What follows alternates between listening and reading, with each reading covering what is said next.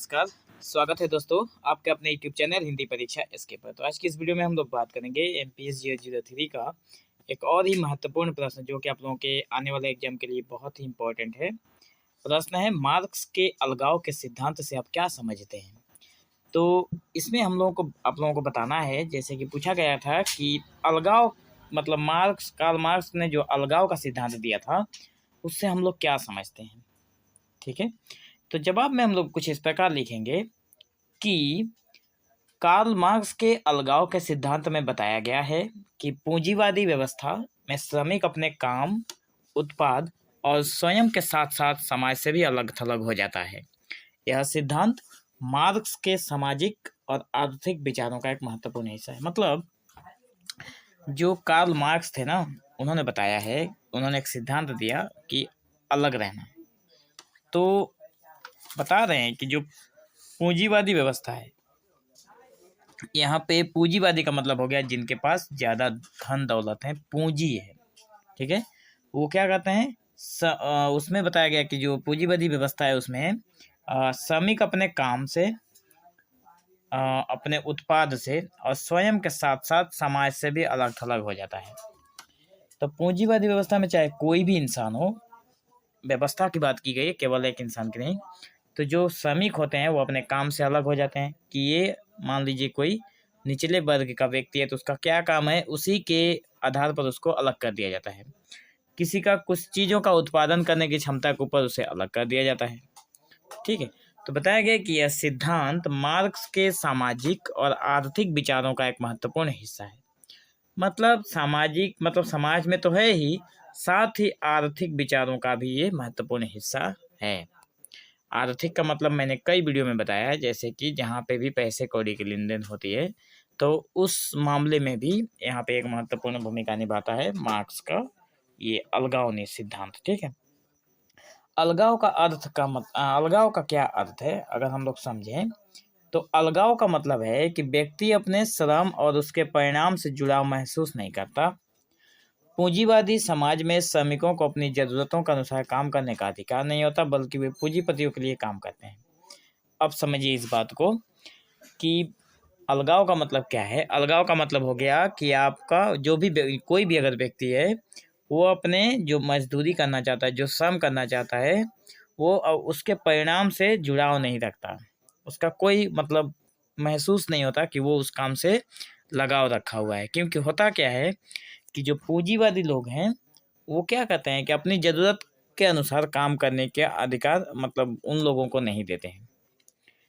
ठीक है, पूंजीवादी लोग जो हैं वो समाज में जो श्रमिक होते हैं उनको, मान लीजिए ये पूंजीवादी लोग हैं, ठीक है, और ये मान लीजिए जो हमारे श्रमिक हैं, तो ये जो पूंजीपति वाले लोग हैं ये श्रमिकों को अपने अधिकार से, इनके अधिकार से काम करने का ये परमिशन ही नहीं देते हैं। ये जो भी करेंगे इनके अंडर में रह के करेंगे, ये वाला जो बोलेंगे वही ये वाला करेंगे। ठीक है, तो बताया गया है कि बल्कि पूंजीपतियों के लिए मतलब वो उन्हीं लोगों के लिए काम करते हैं, जो मजदूर होते हैं वो पूंजीपति वर्ग के लिए काम करते हैं। अब यहाँ पे एक चीज़ और बताया गया है कि अलगाव के 4 प्रकार बताए गए हैं। अलगाव के भी प्रकार होते हैं। मार्क्स ने 4 प्रकार के अलगाव की बात की है।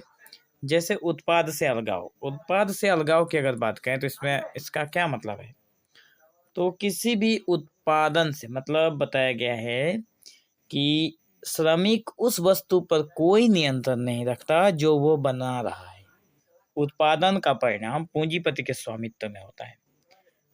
उत्पाद के हिसाब से अगर हम लोग बात करें तो अलगाव किया जाता है। लेकिन मान लीजिए कोई व्यक्ति सारा दिन काम करता है, लेकिन वो चीज़ सारा दिन काम करने के बाद जो शाम को अगर कोई चीज़ वो बनाता है तो वो बनाई हुई चीज़ के ऊपर उसका कोई अधिकार नहीं है। सारा अधिकार पूंजीपति का है, क्योंकि उस व्यक्ति ने उस पूंजीपति के लिए काम किया था। उसका स्वामित्व तो बताया गया है कि स्वामित्व कौन है, पूंजीपति है। दूसरे नंबर पर है कार्य से अलगाव। मतलब श्रमिक का काम उसे खुशी या संतोष नहीं देता, क्योंकि वो सिर्फ आजीविका कमाने के लिए मजदूरी में काम करता है।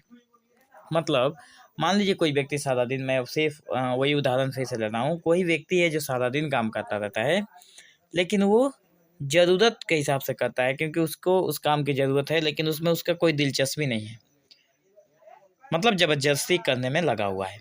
तो सिर्फ आजीविका के लिए मतलब पैसे कमाने के लिए वो मजदूरी में काम करता है। तो ये हो गया उसके कार्य से अलगाव कर देना उसको।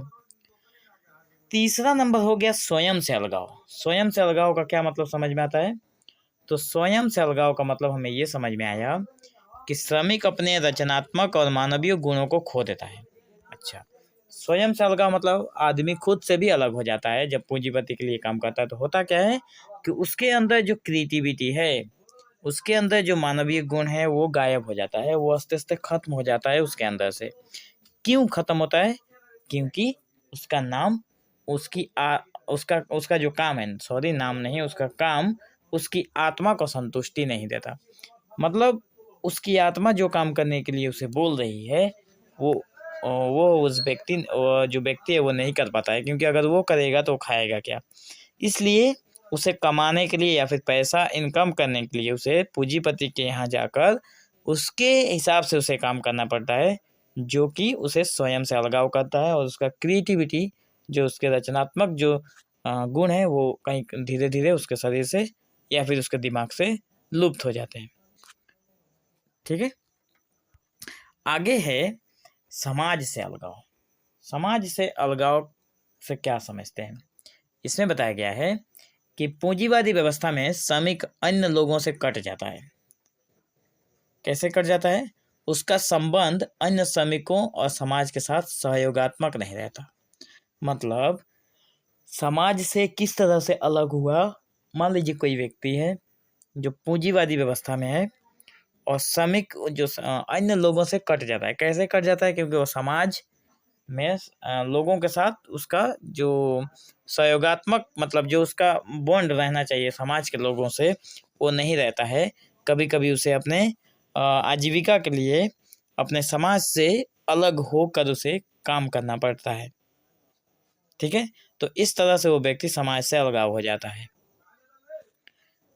तो यहाँ पे आशा करता हूँ कि आप लोगों को ये बातें समझ में आ रही होगी। समाज से अलगाव, स्वयं से अलगाव और क्या था, कार्य से अलगाव और उत्पाद से अलगाव।